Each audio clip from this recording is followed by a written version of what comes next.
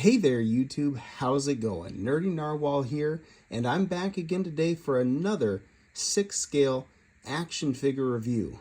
Today we're going to be taking a look at a quintessential cowboy, Blue Lightning, yes, the man himself, the Outlaw Josey Wales, as portrayed by Clint Eastwood.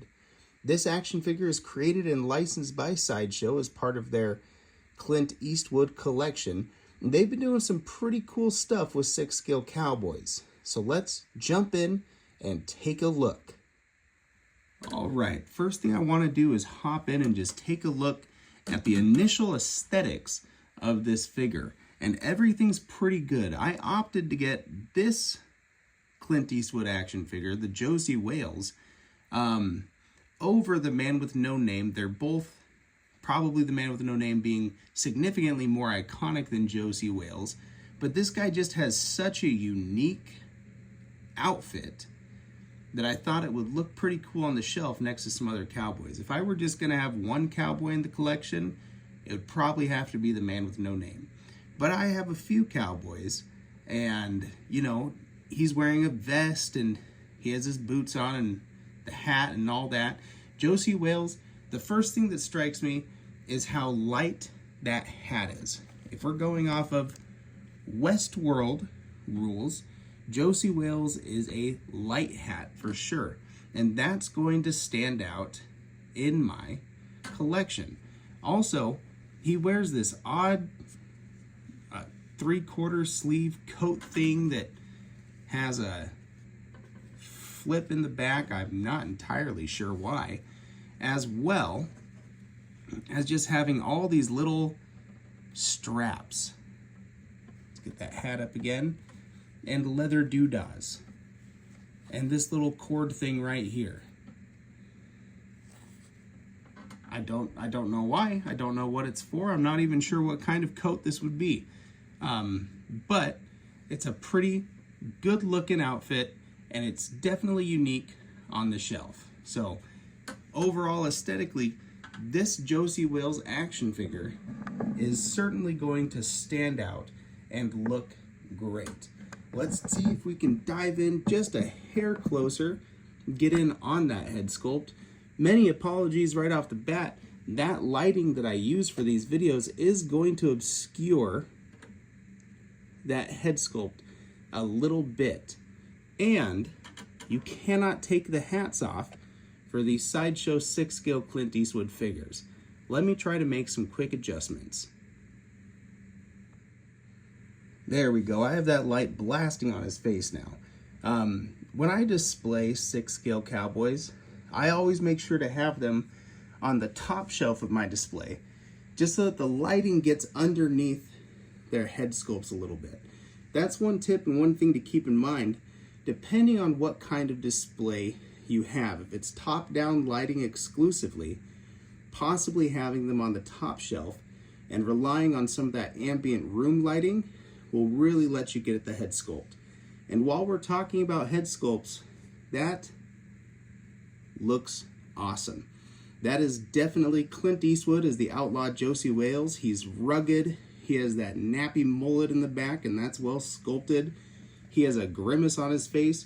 He was one real angry guy in that movie, and he spent most of that movie walking around chewing and spitting tobacco, and it looks like he might even have a chaw in right now.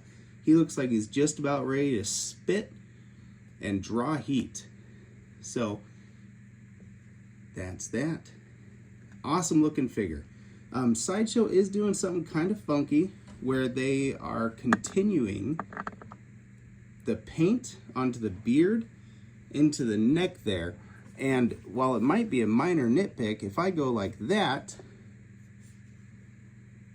yeah, I don't know. It just doesn't quite work maybe as well as I would like it to. Then again, it's such a small part of the figure, it doesn't bother me too much. See, that looks fine.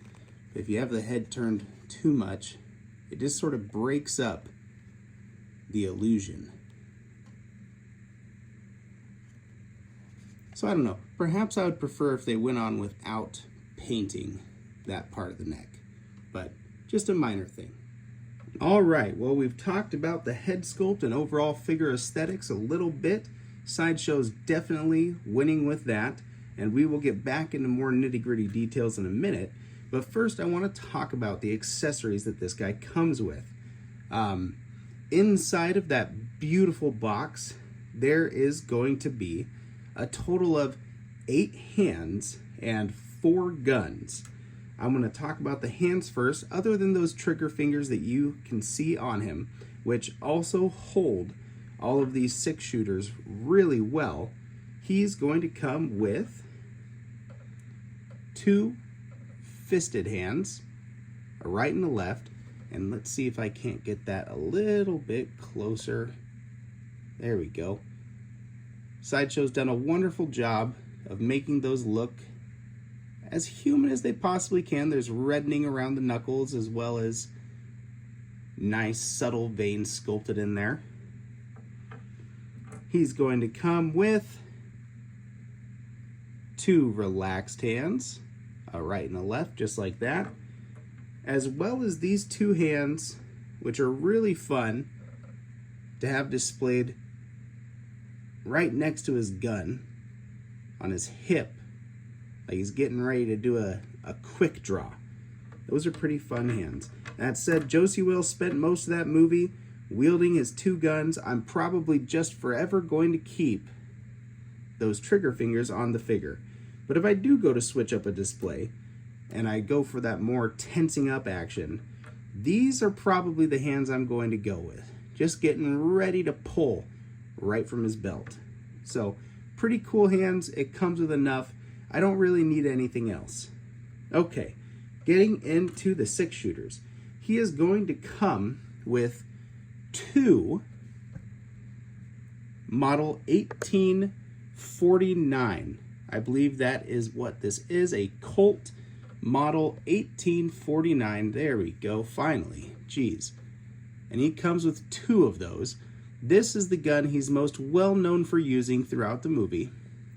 It doesn't pull back, the cylinder does not swivel, but the sculpting throughout this thing is absolutely exquisite, as well as the paintwork that Sideshow employed on there. That is an excellent looking 6-scale firearm. No markings or anything denoting that it's a Colt product, but if I go on to Internet Movie Firearms Database, that is what they tell me this gun was. Josey Wales also comes with the model 1849 Pocket Edition. Once again, it looks excellent.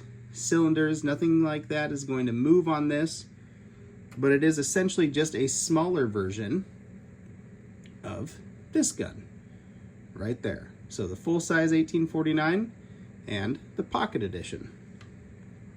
Excellent looking firearm. And finally, he comes with the big old hand cannon, the Colt Army 1860. Something like that. And this is the biggest out of all 4 of the pistols that he's going to come with.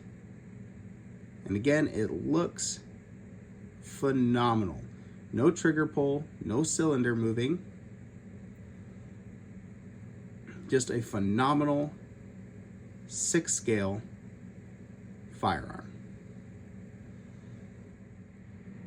So as you can see, that's all he comes with.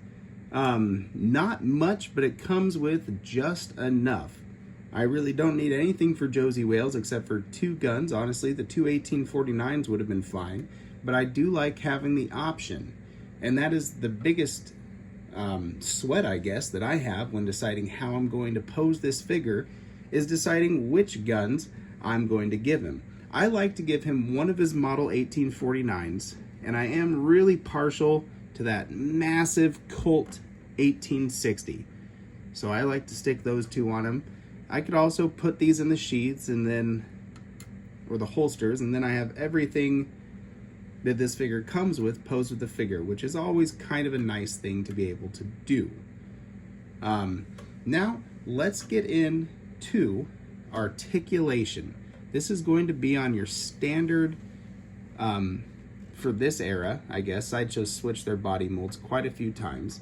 But Sideshow 6-scale body, and that head is going to look up about that far. There is some movement from the bottom part of the neck, which is connected to the torso. That is a soft rubber, so he can use that to get a little more front and back. He's gonna look down really far. There we go, looks like he can take a pee. Make sure he doesn't spill any on the toilet. Bring that back up. He's gonna go left as far as you want, right as far as you want, as well as some tilt. What are you talking about? Awesome. And there's a lot of expression that comes with just slight movement of that head sculpt. I really do enjoy that. Getting into the arms, this is one area of some slight concern. First of all, this fabric material feels really nice, almost like some kind of suede. Sideshow did tailor it really tight to the figure though, so I would be a little cautious. Like right here, that range of motion for the shoulder going forward for Josey to pull his gun on a bad guy is probably the maximum that it is going to get. I might be able to push it a little bit further, especially if I rotate some of that cloth forward, but I really don't want to pop a seam from pulling it too tight.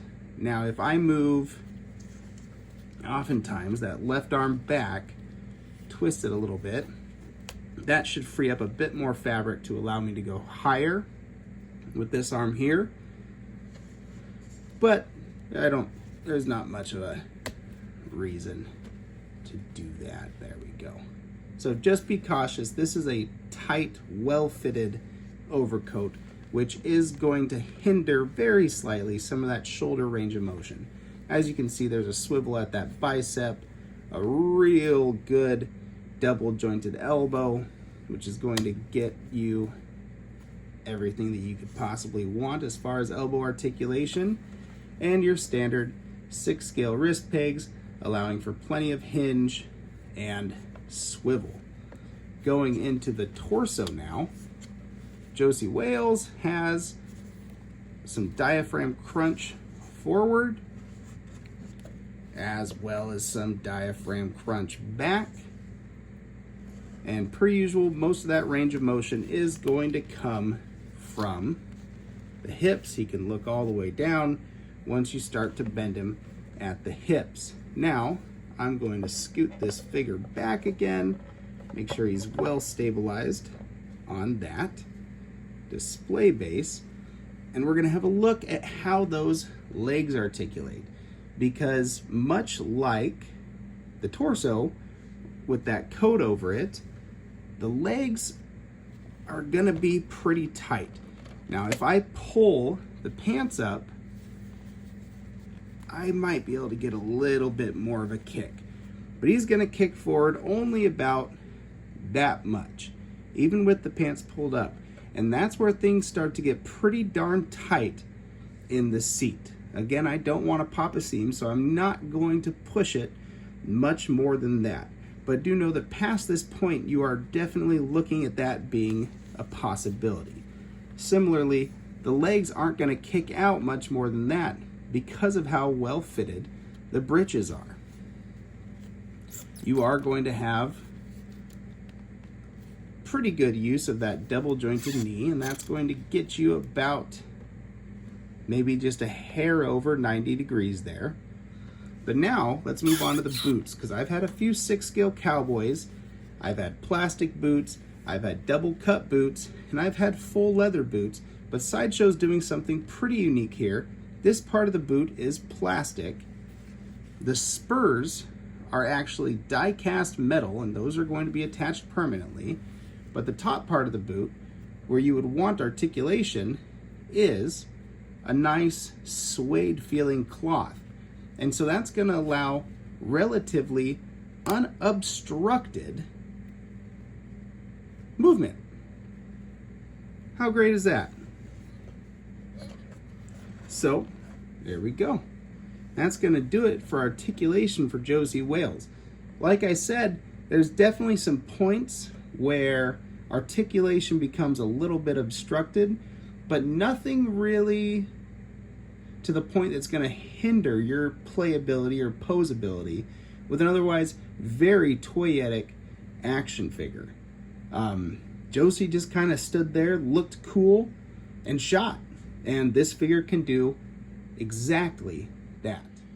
All right, now we have Josey Wales freestanding, and I'm also going to bring in a little guest here, another favorite on-screen gunslinger, and that's going to be the Present Toys Django Freeman.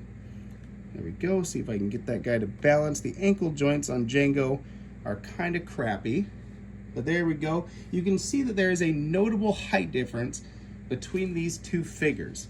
However, I'm going to come in real quick. We're going to get a height reading for, there we go.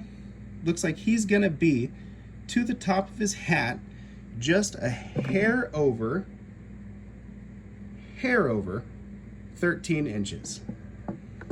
Come around over here. Django is going to be just about a hair over 12.5 inches. From boots, oh heck, to hat. Pick that guy back up. Now I'm going to get them on their bases because that does make a considerable height difference. Clint Eastwood is billed as being 6'4" if you Google it. And I believe Django is 5'9". Jamie Foxx is 5'9". So if you go standard 6 feet is 12 inches, and then you consider the cowboy boots. The cowboy boots could add 1 to 2.5 inches. I mean, they've got thick heels on them, plus the cowboy hat. I think we're getting pretty close to being accurate, maybe even a hair on the short side for Clint Eastwood. And then likewise for Jamie Foxx, he's probably a hair on the tall side, unless those boots were really adding a lot of height to him. I mean, he is presented in the movie as being a bit taller. However, a hair over 12 inches would put him just over 6 feet, maybe with the boots and the hat. Django, played by Jamie Foxx, was probably right around 6 foot. And Clint Eastwood, without the boots and the hat, would have already been over 6 foot, so it's okay for him to come in at 13 plus inches. That would put him right at about 6.5 feet. So these figures, if you are going to have a couple of cowboys on display, do scale together really nicely without those bases. Those bases do add quite a bit of height. The Sideshow bases are thick, and that standard oval base right there for Django doesn't do a lot to add height. However, if you have some extra hexagonal bases, these two are going to look great together in your cowboy display. And all right, YouTube, that's just about going to wrap up this review of Sideshow's The Outlaw Josey Wales. I think that this is a phenomenal figure. And if you're on the fence about getting it, this is probably my favorite 6-scale cowboy, 6-scale Clint Eastwood cowboy that Sideshow has solicited as coming out. Now, it's possibly also because The Outlaw Josey Wales is probably my favorite Clint Eastwood Western.